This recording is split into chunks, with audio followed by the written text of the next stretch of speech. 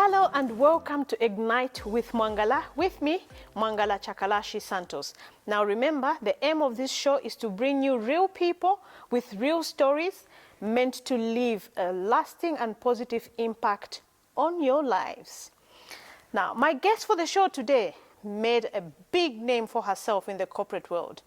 But she decided to move out of her comfort zone and decided to join politics. Today we find out more on who Chishala Kateka is. She is the president of the New Heritage Party. Ms. Chishala, welcome to Ignite with Mwangala. Thank you very much. It's good to have you on the show. I'm really humbled by the fact that you invited me to be on this show. Thank you. Now, today, obviously, we're not talking about your political life. We're talking about, like that, we're talking about who Chishala Kateka is. Okay. Who is she? A very simple person, but the first thing is I am fiercely Zambian and very proud of my country and somebody who would love to see this nation getting to where it ought to be. Chishala was born in Livingston in 1956, yes. And I've lived in a number of places, a number of towns, because my father used to work for government, and then he used to work in the cooperative movement. So we lived from Livingston, we moved to Kitwe. From Kitwe, we moved to Ndola. Then we moved to Mansa. Then we moved to Choma, and then Lusaka. So most of my life I've spent in Lusaka. So my primary school, I went, obviously because of the early years, we went to a number of places. So no one will doubt about where I went to school, because I can tell you I went to Chakopo in Mansa, and I was there recently. From grade 6 to Form 5, I've been in Lusaka. I went to North Mid Primary School. Then for the 5 years of secondary, I was at Kabulonga School for Girls. Yeah. Yes. Yeah, to the Kabulonga girls. I'm sure they'll be very pleased. So then I went to the University of Zambia. I studied economics there with a political science minor. And then after that, I didn't feel equipped for life. I didn't feel I had arrived, so I studied accountancy. I'm a fellow chartered accountant. I worked with Deloitte Haskins and Sells. That was my first job, and I was with them for a number of years here, and then in Botswana. I worked in Botswana for 4 years, came back in '94, and then I took over my father's firm. He had an accountancy firm, and he passed away, so I took that over. It was called Kateka and Company, which we later turned into BDO KEM. And then I was doing consultancies, which took me to a number of places. I ran Kafue Textiles on behalf of government. I ran the National Economic Diversification Task Force. I ran Zamnet, I retired from that in 2014. Then I sat mostly on boards. I was on the NICO Insurance Board. I was on I chaired the Competition Commission, Consumer Protection Commission, CCPC. I chaired Barclays Bank, now ABSA. And all of those have just recently stepped off so that we can focus on what we are now doing. Perfect. Yeah. Now, you have made a name for yourself in the corporate world. How did you remain at the top effectively? I think that taking your job seriously, whatever assignment that you're given, I like to make a difference in everything that I do. So if you give me a job, whatever it is, I don't want to go there and just fit in. I want to see what else can we do to make this better? What else can we do to take it forward? How can we make things different? We don't have to always do what has been done, but you can think of ways of doing things so that things run. Let me give you an example. When I went to Kafue Textiles, it was in administration, meaning this company was not working. The people who were working there were asked to report and then go back home. So they didn't have money. There was nothing happening, but they had very good equipment. And they would stay for 6 months without being paid, sometimes 18 months without being paid. When I went there, there was a Muzungu man who was running it before me, and he says, you don't really have to do anything. And I thought, I'm Zambian, and we need to make a difference. Yeah. And those people, you know, you can imagine, how do you live for 18 months without a salary? How do you live for 9 months or a year? And people would get depressed and die, get depressed and die. So when I went there, I said to them, look, nothing is happening here. So let's look for things that we can sell so that we can raise money, things that we don't really need. So we did that. The next thing we did is I asked their marketing manager, I said, guys, who were your customers before all this happened? So I said, go and speak to them and tell them that we will produce for them. Yes, we don't have money, but we will produce for them as long as they can pay up front and buy the material. Then we'll charge them a commission. So we went to them, agreed, whatever, and they were very happy, those customers. They said, oh, yeah. It was a very simple thing, but it made a difference. Do you see what I mean? Because now we started producing and people started for the first time in many years, they got their salaries. Just small things like that. That makes a difference. Wow. So you like to make a difference everywhere you are. Absolutely. I love that. Absolutely. If you're joining us now, I am talking to Chishala Kateka, who is the president for the New Heritage Party. Now let's talk about your current endeavors. Or maybe let me not talk about that just yet. Let's talk about you growing up as a young girl. You know, what was that like? You know, I've interacted with a number of you know, political leaders or leaders per se, who always say that, you know, for them, they started from a very humble background. Was that the same for you? No. No. Because my parents, both of them were working. So I would say that my background was not humble. It was more middle class sort of thing. My mother was a teacher, a school teacher.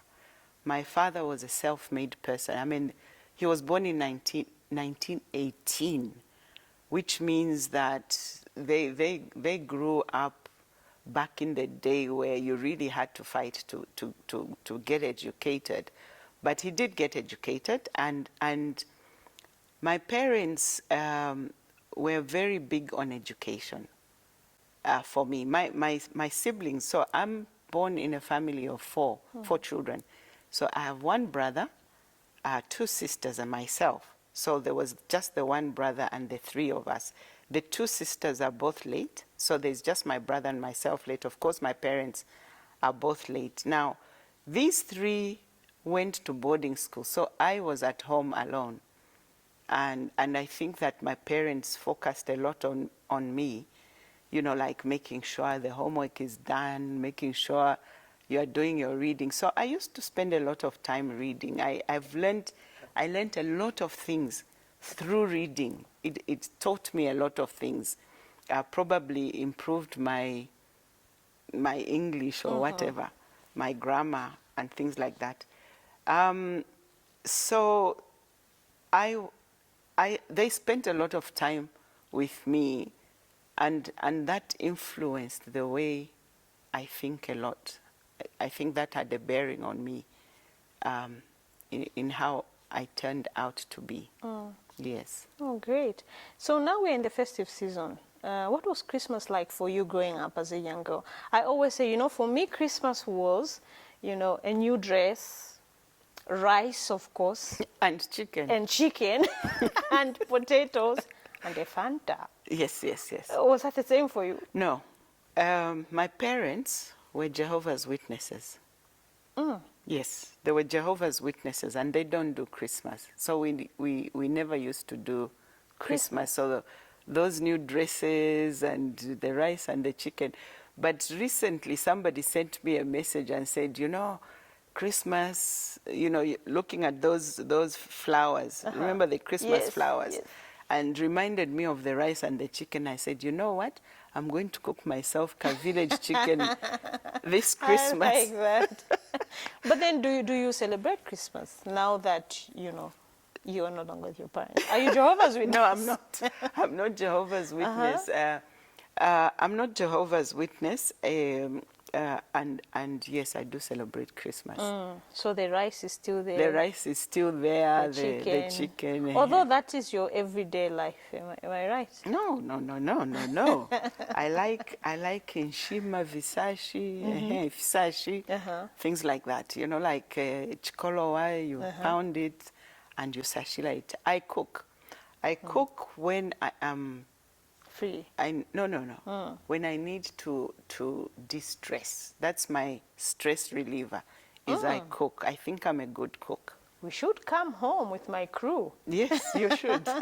Are you stressed around this time? Because we have to come at a time when we know you are stressed. That when I'm stressed, then I'll come and I'll cook you a storm. I like that. Now let's talk about your age. They say women don't, you know, they don't share their age that easily. For you, probably because you're in the public space, so you have no choice but to talk about your age.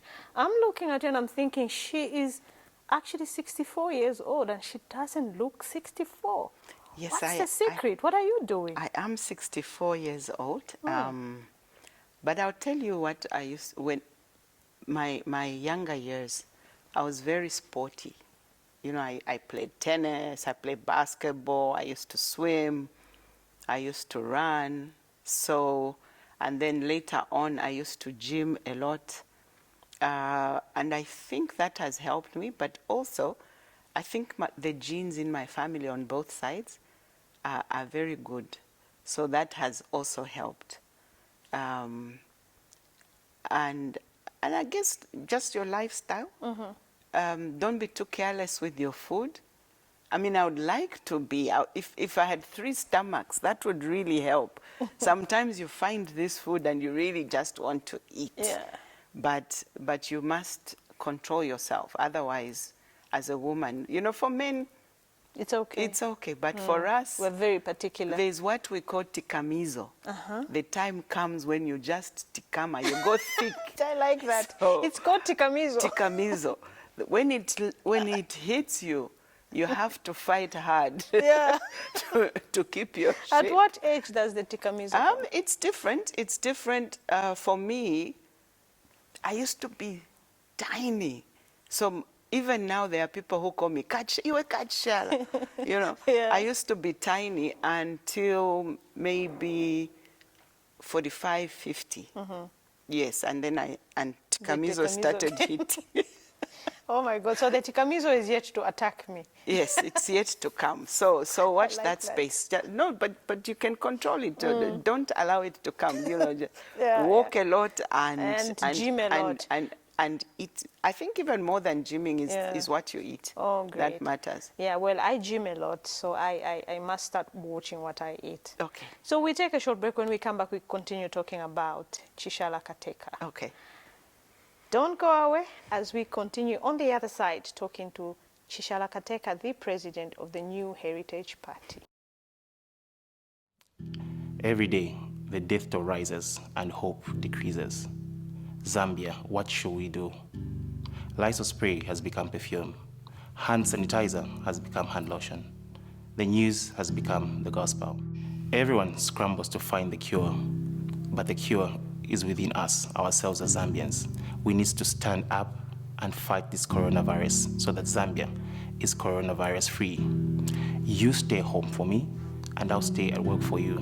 This is my Zambia, your Zambia, and our Zambia. It will only take you and me to stand up and fight this coronavirus. For this is the price and promise of citizenship. For love should lead, and love is everything. May God bless Zambia and the rest of the world. Please do your best to stay at home. If you must leave your home, please remember to mask up. Keep social distancing of at least 1 meter and wash your hands often with soap and running water or any alcohol-based hand sanitizer. Welcome back. If you're joining us now, I am talking to Chishala Kateka, who is the president for the New Heritage Party. Just before we went on break, she was talking about how she has managed to run away from the tikamizo. Now that's going to be my new tagline, tikamizo. Yeah. Yes. Now let's talk about your family. Do you have children? Yes, I do have children. I had 2 children, a boy and a girl. Firstborn, the boy, Chiwe, and the girl, Henrietta Banda. Chiwe passed away in 2014. He had sickle cell anemia. And I think he did well in that he reached the age of 35. Most of the boys, you know, the girls, they do manage to live longer. I mean, there is one who is older than me, Kalelele. I think she's the oldest sickler in Zambia, but the boys tend not to do as well. So for him to have reached 35, I think he did well. But anyway, he passed on. My daughter is, you know, she's alive and she's married and has 1 child. So I'm a grandmother. Wow. Cutest thing you've ever seen, I can and very intelligent. How old is Mwaba? Mwaba is 2. 2 years and 5 months. And this child is you know, he says things and I'm thinking, does he understand what he's saying? Because when you give him something to eat, he says, it's delicious. And I'm thinking at that age, I don't think I could say those words. Yeah. Delicious. But they do. Yeah. So what is that one thing that Zambians don't know about you? I'm just going to find out now that you're a grandmother. Yes, I'm a grandmother. Okay, so probably that I'm a keen Christian. You know, people will look at you and they'll judge you and they'll think, oh, you know, she's like this. But I'm a normal human being. I love to laugh, and I read scriptures a lot. I actually am a lay preacher. Wow. I preach. I'm a teacher. I teach the word. So that is the one thing that people might not know. I would not have guessed. I was just telling you that last night I was trying to look through what is it that I can find out about her. That I would never have guessed. I've written a book called Let Us Pray for Zambia and Let His Kingdom Come. Again, that stems from, I think that Zambia can be in a certain space and people pray for Zambia. You know, when prices of something go up and they'll just pray, Lord, prices have gone up, please bring them down. No, you've got to understand what is behind all of this. So we need to learn how to pray correctly. That's why I wrote that book. That's so powerful. Yes, it's sold at Radio Christian Voice, but it's also on Amazon. It's only $5. Let's go get that book. $5 it is. Now, how do you strike a balance? I am looking at you and I'm thinking the chair, the former chair of APSA, chair of, you know, different other corporate entities. How were you able to, or rather, how are you still able to strike a balance between being Chishala Kateka at home, cooking ifsashi, and, you know, and being the board chair in the boardroom where you have to make tough decisions? There's a time for everything. Yeah. When you need to have these meetings, focus, read, prepare yourself well. When it's time to rest, rest. I play computer games when I'm tired, you know. I just go there and I zone out. I stop thinking and I just sit there because I need to wind down. Or I cook, or I spend time with my friends. Yes, okay. But it's not, because my friends are also busy, so it's not often, but when we do sit, we sit down and we have a good talk, because you must have friends I have friends who, one of my really good friends, we were in class from Form 1 to Form 5 together, some of my friends. And with such friends, you know, there's no pretension. You don't have to pretend. You're just yourself. She's herself, I'm myself.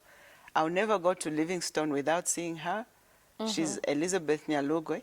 I'll never go to Livingstone without seeing her, or at least, you know, she'll never come here without telling me. Sometimes we might not even meet, but at least we are. talk. Yeah, and then also with a good friend, sometimes you don't even, you can just sit like this and you're not talking, but it's She's a companion, just there. companionable silence.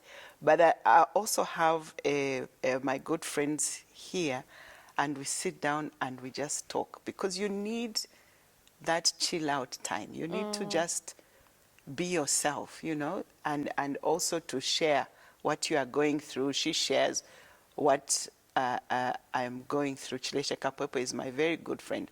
So we meet quite as often as we can, yes, and spend time. Okay, so what you're saying is that it's important for everybody to have kind of like a support system. That's what you're talking about. Absolutely. And you know, talking about support system, talking about having these close, good friends.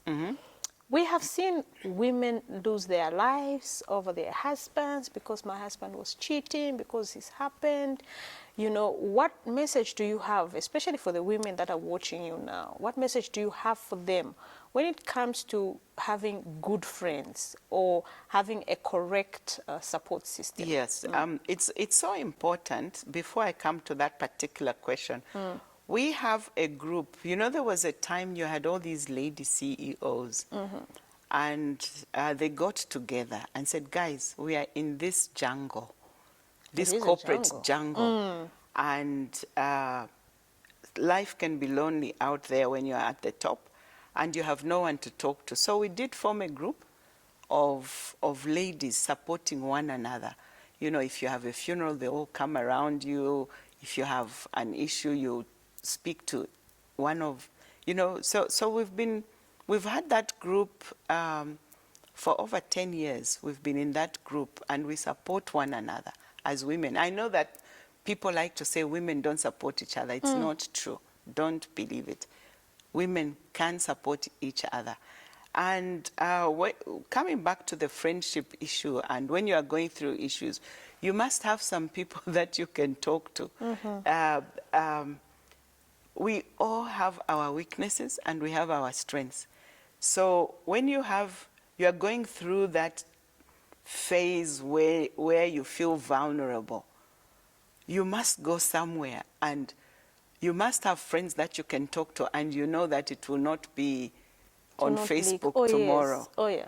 So there are different types of friends, hey? There are some friends who will listen to what you're saying. You know, they are good listeners. There are some friends who will help you financially. You know, you go to them when you are stuck and you say, boy, Shani, you know, I'm going through this, I'll pay you back. There are some friends who just want to be there for you. They'll come, they'll help you in your house, and, you know, there are different types of friends. You must recognize them. Don't expect all your friends to be the same. There are some friends who will always come when you are having a function. They'll be there for you. But there are some friends who seem, they are so selfish, but they are still friends. Just recognize them and put them in their niche, you know? Because sometimes you can write someone off.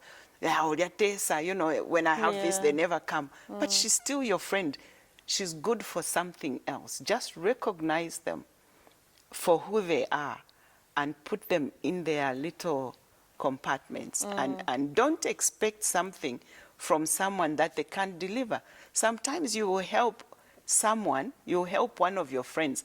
When you're asking for help back, they won't give it to you, and you are shocked.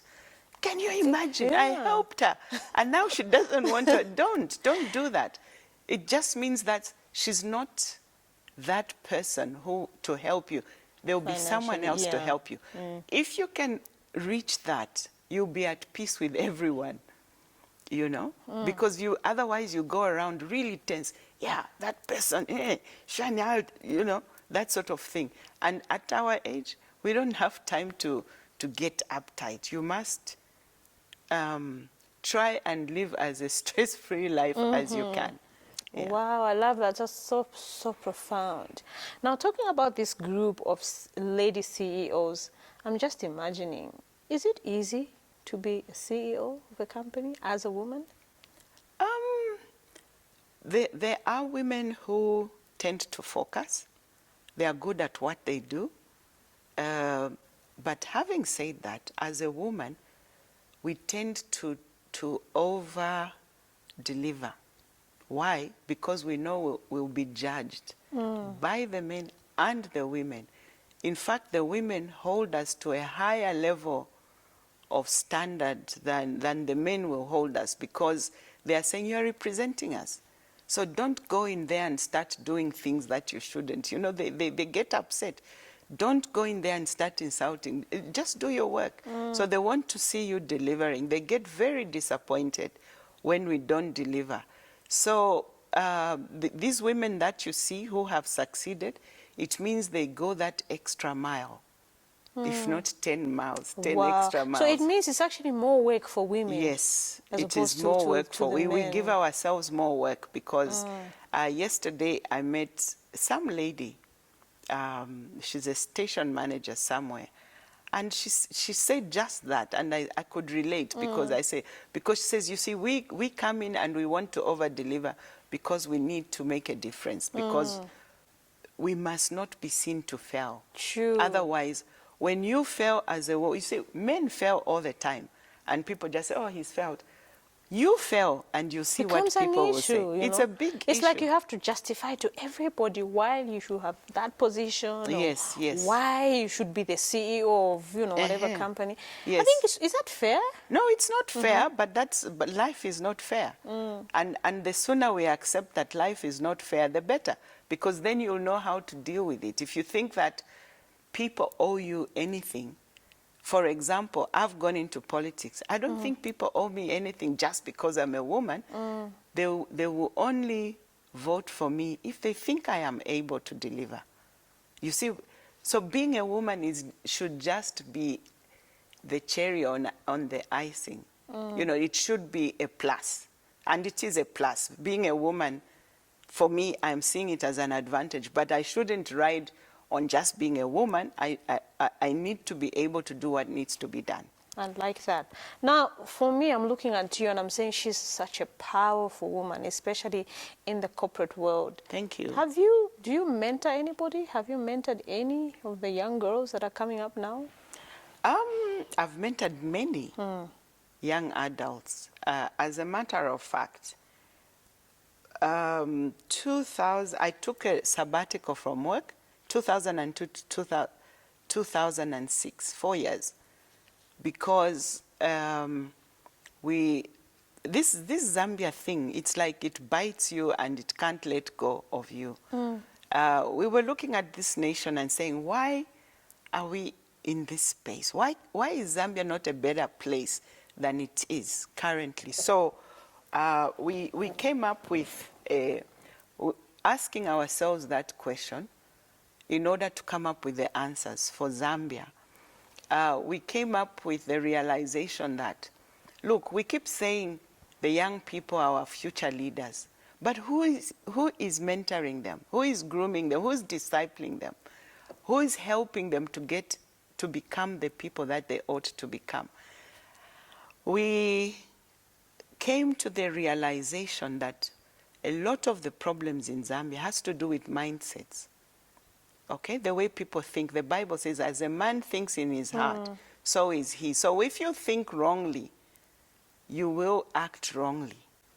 And there are mindsets that are common to Zambians. So we identified about 23 mindsets that are common to Zambians. Not that we don't have positive ones, but those 23 mindsets, I think there are more, but those are the ones we captured, which prevent us from excelling, from getting to where we need to get to. So we started an NGO called Youth with a Vision for Zambia. I had just done a World Bank consultancy, so we bought a bus, a little bus, and we would go into a province for about a month and just go from place to place in that province, speaking to young adults, you know, between ages 18 and 40. That was our target group, just to help them to realign their lives. So we did Northwestern Province, the whole of Western. So I've been to more places than a lot of people. Wow. I've been to Shangombo twice, you know. So Northwestern, Western, we did Southern, we did Northern, Luapula, and what is now called Muchinga provinces. Then I had to go back to work because we ran short of money. We were self-funding. A lot of those young people have moved into a better space for themselves because they realize. So just to give you an example, in Ikelenge. Ikelenge is right at the corner of Zambia, Angola, Angola, Congo, Zambia. Just kuja kukona kuja. This guy was a teacher and he was listening. The first meeting we had, he's listening and he screwed up his face. So I was thinking, this guy is upset. He was like this. The next time we went there, he was now heading this Youth with a Vision for Zambia. And he said, you know what, madam, I listened to you. And I decided that I'm going to build a house. I don't have to depend on government. This time when we went back, because I keep going back to check. Yeah, and this guy has got 6 houses. Wow. So everywhere he goes, he builds his own house. He's a school teacher. You know what I mean? It's changed his life. Wow. So we've seen, you know, cases where people's lives have been changed. We've got people in Kawambwa. You know what I'm saying? So in the same Ikelenge, there's a football team called Youth with the YVZ, Youth with a Vision for Zambia. They've won so many trophies. So if you go in the chieftainess's palace, that's where every time they win a trophy, they take it there. So I've even got pictures of me standing there with all the trophies, the YVZ trophies there. Wow, Yeah. that's so powerful. We take a short break. When we come back, we continue talking to you. Okay. We'll be right back. May we use these trying moments to rise to something that's important. Take life not for granted. Tell someone that you love them. If any of you have any COVID-19 symptoms, which are a fever of above 38 degrees Celsius, a cough, difficulty in breathing, shortness of breath, or chest pains, please do not hesitate to call 909 or 0974 49 35 53, and medical assistance will come your way. We hope for the better and leave everything in the hands of God. Together, we can combat COVID-19. Please stay at home for me. I stayed at work for you. Be that change. Please do your best to stay at home. If you must leave your home, please remember to mask up. Keep social distancing of at least 1 meter and wash your hands often with soap and running water or any alcohol-based hand sanitizer. Welcome back. If you're joining us now, I am talking to Miss Chishala Kateka, who is the president for the New Heritage Party. Now, before we come to the end of this show, I would like you to talk about what we mean when we say the New Heritage Party. But before we talk about that, what are some of your dreams and what are some of your aspirations? Right. My one big aspiration now, is to see Zambia going in the right direction. That's the one thing I'm focused on. Even if we just shift it in the right direction and get the people to start running with it, that would make me feel happy and fulfilled. Once that is done, I think that I would then go back to what I had been doing, not corporate, but more. See, my passion are the people of Zambia. My passion, I believe that every person has been made for a reason and a purpose. And I would really love to see people getting into the right space for themselves. I would really love that. That's so profound. And I believe that when God made everyone, you know, not even those people that you see on the streets and you are thinking, they have something inside of them. If we could bring that something, Zambia would be in a different space. I think we are not caring enough for each other. Even us Zambians, I know we blame the politicians. No, they haven't done this. But let's look at ourselves. We went to a certain place, and they look at you, and all they want is a handout. But we've lost our Ubuntu, who we are. Yeah. We've lost that because they wouldn't even offer you water. How much does it cost? Exactly. Or or something. Yeah. I'll tell you what, we've been to Southern Province. Those people have not lost who they are. They will always offer you chiwanto. Whether they have sugar or not, they will offer you chiwanto. You know, it got to a stage now where we're comparing, that chiwanto was better than that. Yeah. You know, but they will always give, that's who they are. So why are we losing our Zambianness? Because when we do that, what are we doing? We just become a mass in the towns, especially the towns. But we are even exporting that now to the villages.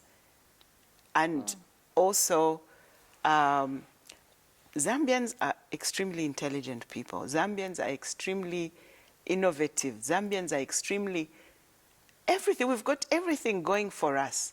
All we need is the right environment to thrive. And we want to thrive. We want to see this nation thriving. We want to see the people of Zambia thriving, which is why we are doing the Heritage Party. Because when you hear our message, I'm not going to go the political route in this, but then our message is so key, so on point, because it's speaking to the Zambians and where we should be. Yeah. That's so profound. Now, as Chishala Kateka, have you achieved your dreams? No. Would you say that, okay, I have achieved, I'm now living a life of my dreams, other than, of course, your political aspirations? You know, we, as human beings, we tend to judge ourselves according to what we think, where we think we should be. I don't think I have achieved. I don't think I have arrived. I think that there's still more to be done before I die. I want to, when I'm in that coffin and you guys are coming to look at me, you know, with your makeup what do you on call point. that? Body viewing? Body viewing. I'll get up and I'll say, and then go back. So we did it, and then go back. I don't feel that I'm there yet. Yes, we must achieve, and we must say, you know what, I must not regret dying. I don't want to regret dying and saying, oh, I wish I had done that, I wish I had done that, I wish I had done that. You want to die empty. I want to die empty. I like that. Please give me a chance to die empty. God, please give her the chance to die empty. Please. Now, let's talk about your comfort zone, corporate world. How was your comfort zone? And then you moved from something that you can do with your eyes closed to a foreign, I want to call it a foreign territory, which is politics. How did that transition happen? Okay, so something that I didn't mention. I've been a member of the Heritage Party. I'm a founder member of the old Heritage Party, 2001. I was the chairman of the finance committee of the Heritage Party. So I saw, you know, I've experienced politics before. Here's the journey. I was in the corporate world. I went into politics. We did what we did. We didn't go through. And then I saw that I doubted that the politics as it was being done had the solution for Zambia. So I started an NGO. We did that, and I saw lives changed. However, we didn't have the platform. So I've done a 360-degree turn in that I've seen that NGOs have a limited ability to deliver. Yes, they are good, but they can't deliver as much. Let me give you an example from the Bible. Moses, the children of Israel were in Egypt suffering. You know, they would beat them on the backs, etc., etc. Moses could have started an NGO. What that would have entailed is those children of Israel, when they beat them, Moses' NGO would take them, wash their wounds, get them healed, feed them, then send them back to be beaten again. That is NGO. Politics is you going to Pharaoh and saying, let God's people go. That is politics, because it gives a solution, a permanent solution. So what I've come to realize is you must have that heart of NGO, but you must have the platform of politics to be able to deliver what you need to deliver. Yes. Profound. So if God gave you a chance to be president of this country in 2021, what is that one thing that you would do differently? When God gives us that chance. I like that. I knew it was okay.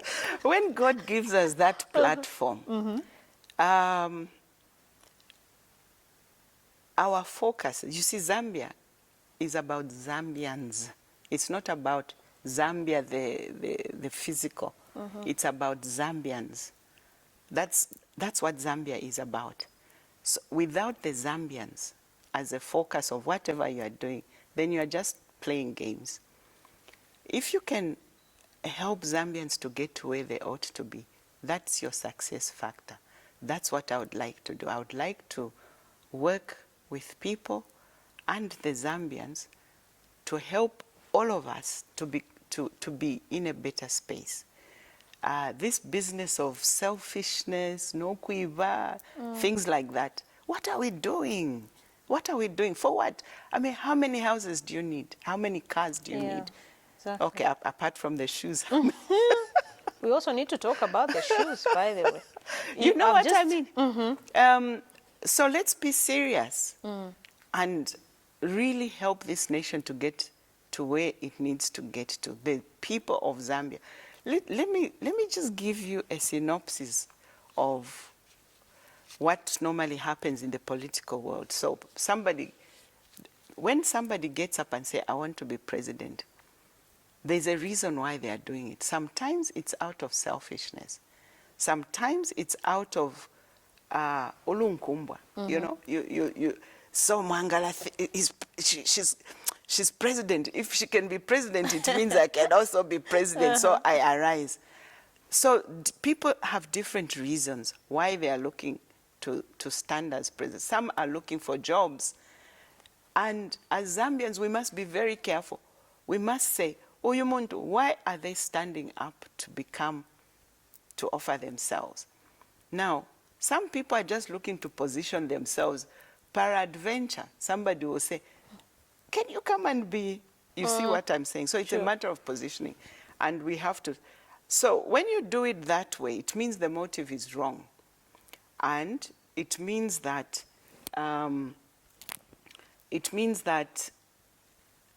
you are going in there, and then you start looking for a reason why the Zambians should follow you. You start looking for a message, do you see what I mean? Which is the wrong way around. The real reason, you must have a reason or a message. This is what we need to do. So how can we achieve this? You know, the only way we can achieve this is if we get into government. Therefore, we want to become this. We want to form government so that we can do this. This must be the beginning, not me being president being the beginning. So there's this. Now, we looked at Zambia. You see, every political party, they give themselves a name according to what they're coming to do. So 1964, we were pre-independence, colonial days.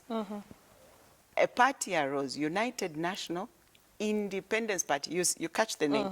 Independence Party. That's what they were coming to do. And they did. They took us from one dispensation to another dispensation. 1991, before 1991, we were in a one-party participatory democracy. A party arose, Movement for Multi-Party Democracy. You see the name. They were coming to do just that. Most people talk about development, whatever. We've got a lot of development, but go into the compounds and you see, and go into the villages and you see how Zambians are suffering. So what is it that is missing in the Zambian political scene that, or in the stages of growth of Zambia that we need? And it's simple, it's a very simple thing, heritage. Heritage speaks of what a person leaves their children and their children's children. Or in a nation, it's what God has left the children of that nation, okay? So the children of this nation are the Zambians. We've never partaken of our heritage, our inheritance, our wealth. So in a land, God leaves wealth. Copper, uranium, gold, mukula, shan. We haven't had a government that says we need to have policies in place that will enable the Zambians to partake of their wealth. You hear what I'm saying? It's like a father who has a lot of wealth, and he gives the wealth to the children of the neighbor, that neighbor, that neighbor, that neighbor, but never the children in the house. And we're saying, this is where we are missing it. And that's why Zambians don't progress. Because that's quite a starter pack. We need a starter pack as well. Give us some of our wealth. True. We need to eat that. That's why we went into this. Perfect. If you were on your deathbed and God gave you a second chance to live, what would you do differently?